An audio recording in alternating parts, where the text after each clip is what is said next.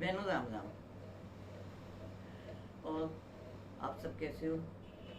सब बच के रहना कोरोना से। बहुत जल्दी सुन रहे हैं, बहुत जल्दी लहर आएगी, तो आप अपने अपने घरों में ही रहना बहनों, उसमें ही अच्छा रहेगा। और आज मैं ऋषि पंचमी की कहानी सुना रही हूँ आपको। ऋषि पंचमी ऋषियों की होती है, सप्त ऋषि जो हुए हैं हमारे, उनके लिए करा जाता है। और इस व्रत को करने से जो भूल चूक में हमसे जाने अनजाने में जो भी पाप हो जाते हैं, इस व्रत के करने से सब धुल जाते हैं और पुण्य प्राप्त होता है। तो ऋषि पंचमी की कहानी इस प्रकार है कि एक सतयुग में विदर्भ देश में एक सेनजित नाम का राजा रहता था। और वो बिल्कुल ऋषियों की तरह से रहता था। उसी के राज में एक किसान भी रहता था। किसान का नाम सुजित था,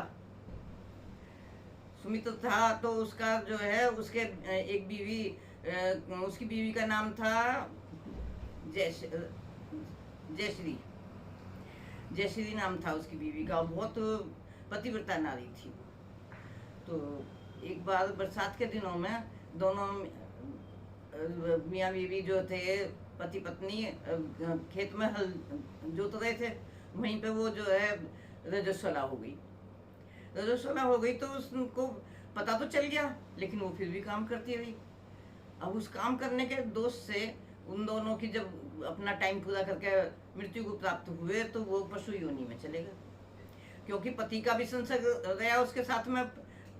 जो बीवी को दोष होता पति को भी लगता है फिर तो उसके दोष के कारण पति को भी दोष लगा, तो वो पशु योनि में चले गए। पशु योनि में जाने के कारण उनको, क्योंकि इतना बड़ा दोष नहीं था, ये इतना बड़ा दोष नहीं था, तो उसकी वजह से उनको पिछले जन्म की सब बातें याद रही। और जब वो पशु योनि में चले गए तो पत्नी तो कुतिया बनी और पति बैल बना। तो वो अपने उसी नगर में जाके अपने बहू बेटों के हाई वो रहने लगे। बहू बेटों के हाई रहने लगे। तो वो दरवाजे में बैठी रहती है और वो खेतों में हल जोतता जाकर, खेती का काम करता बैल। तो एक दिन जब उसके पिता का श्राद्ध आया, तो उसने अपने पिता के श्राद्ध के लिए बहुत सारा तरह तरह के भोजन पकवान बनवाए, खीर बनवाई, जो है बहुत मिठाई उठाई, सब रसोई बहुत बढ़िया तैयार करवाई कि ब्राह्मणों को बुला के भोजन कराऊंगा। तो उसमें वो थोड़ी देर को बाहर को निकली किचन में से, तो उधर से एक चील उड़ रही थी। वो सांप उसके मुंह में था, वो सांप छुट गया, वो खीर में गिर गया। अब वो कुतिया देख रही थी बैठी हुई, क्योंकि वो तो माँ थी उनकी। अब वो देख रही थी। उसने कहा ये तो सांप की इसमें पड़ गया, और जो पंडित आएंगे वो खा के मर जाएंगे, तो मेरे बेटे को तो ब्रह्म हत्या लग जाएगी।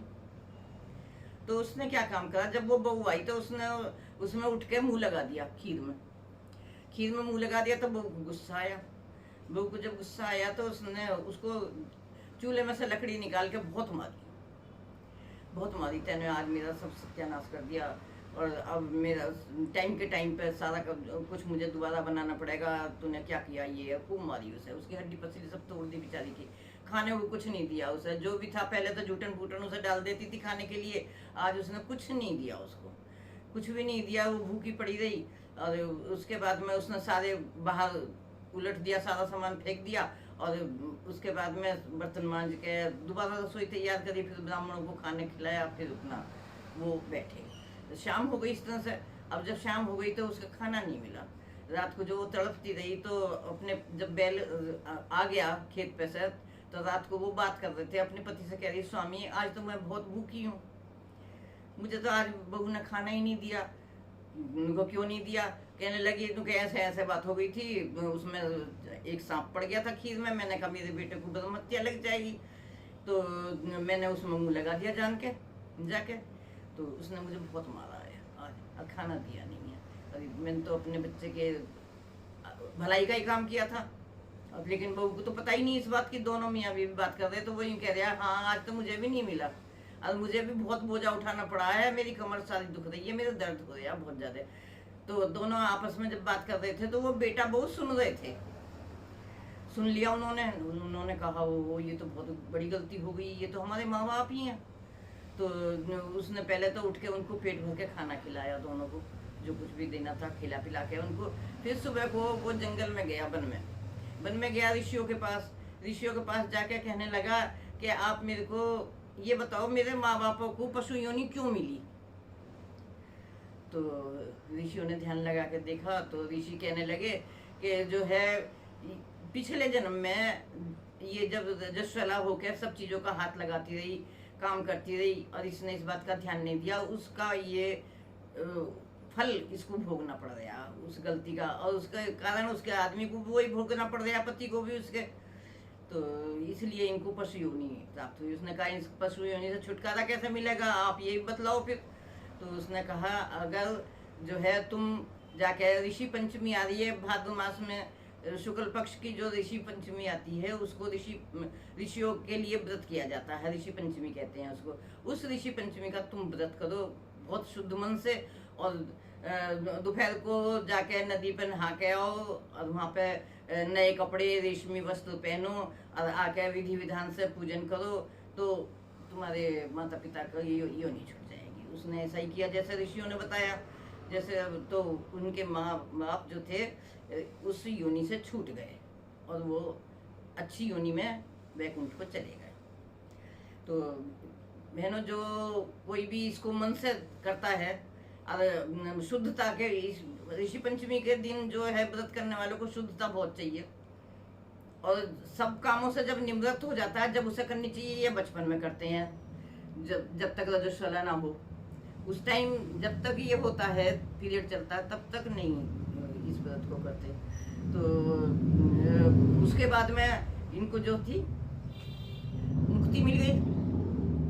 तो जो कोई भी करता है भगवान उनको अच्छा फल देते हैं, और सब सुख देकर उनको सब सुख भोगवा कर, और जो है उनको वैकुंठ को पहुंचा देते हैं ऋषि पंचमी का जो व्रत करते हैं।